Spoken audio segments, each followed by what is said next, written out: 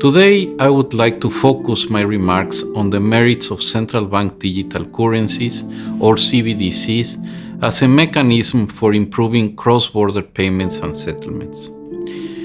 We all know the complaints about the current framework for cross-border payments. The correspondent banking system is slow, opaque, and expensive.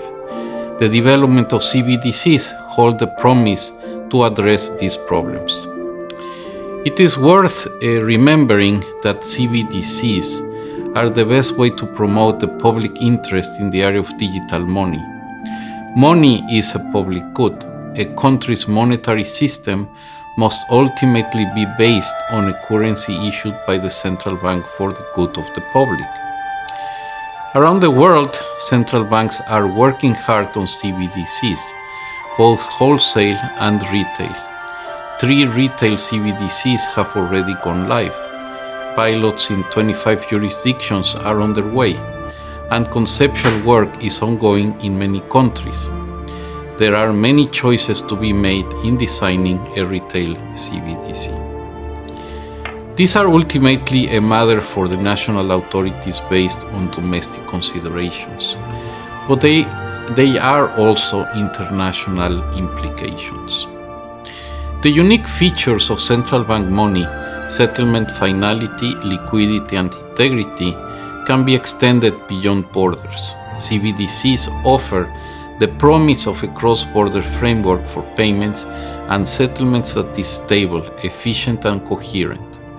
And they offer a worthy alternative to private sector projects like stablecoins. Whether for domestic or cross-border use, CBDCs should embody 3 guiding principles. First, coexist with other types of money. Second, do not harm to financial or monetary stability. And third, promote innovation and efficiency. CBDC can improve the efficiency of cross-border payments, but only if countries work together. Multi-CBDC arrangements are an important example of cooperative arrangements between central banks that can improve the cross-border payment system. How? By improving compatibility, interlinking, or integrating national payment systems. 3 different models can be considered.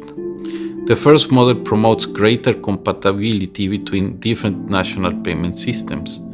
Harmonized regulatory frameworks, market practices, and messaging formats can make it easier for these systems to interoperate. But integration can go even further. A second model contemplates linking 2 domestic payment systems together. Technical interfaces will allow the 2 systems to interoperate. The third model is the most ambitious. Beyond interlinking domestic systems, central banks could establish a single multi-CBDC system. They would create a jointly operated payment system upon which they would each issue a CBDC. The CBDCs could be traded between central banks and financial institutions. In this way, they could settle cross-border payments while bypassing the correspondent banking system. I personally never cease to wonder about the promise that these models hold, nor does the BIS Innovation Hub. With projects MCBDC Bridge, Dunbar, and Jura, the hub combines the good old of economics and governance with the better new of technology to understand the practicalities of such arrangements. Project M-Bridge in our Hong Kong center is a case in point. It is an example of the third model I just described, a jointly operated platform. Together with partner central banks in China, Hong Kong, Thailand, and United Arab Emirates, in the project's most recent phase, we investigated whether a new DLT cross-border payment network could reduce the cost of and increase the speed of cross-border payments. Indeed, the answer is yes.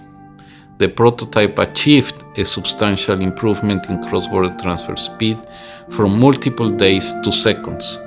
Second, the cost of such operations for users can also be reduced by up to half.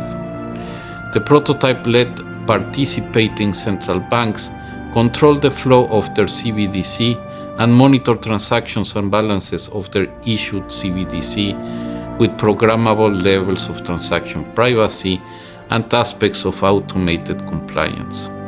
It used algorithms and smart contracts to improve liquidity management along the transaction chain, as opposed to individual correspondent banks having to manually estimate supply and demand and pre-fund their own individual accounts. This is a paradigm shift in how cross-border payments are currently managed. For countries with limited access to the correspondent banking network, this could be a game changer. But the exploration of multi-CBDC arrangements issues does not end there. The prototype is now being further developed with a focus on scalability, operational governance, multi-currency liquidity mechanisms, and privacy controls. I am sure you will hear more in the next session of the conference. Our work on multi-CBDC arrangements is closely linked with the G20 efforts to improve cross-border payments. While CBDCs hold a lot of promise for the not too distant future, improvements in other areas of the cross-border payments program are key. We also need to explore in parallel interoperability between fast payment systems, which the BIS Innovation Hub is also investigating with Project Nexus. It is certainly true that there is great scope for technological innovation. As the guardians of the monetary system from their vantage point at the core of cross-border payments ecosystem, central banks have a critical role in these multi-CBDC arrangements. International collaboration is key to make it work for the benefit of all. The BIS is uniquely placed to support this work.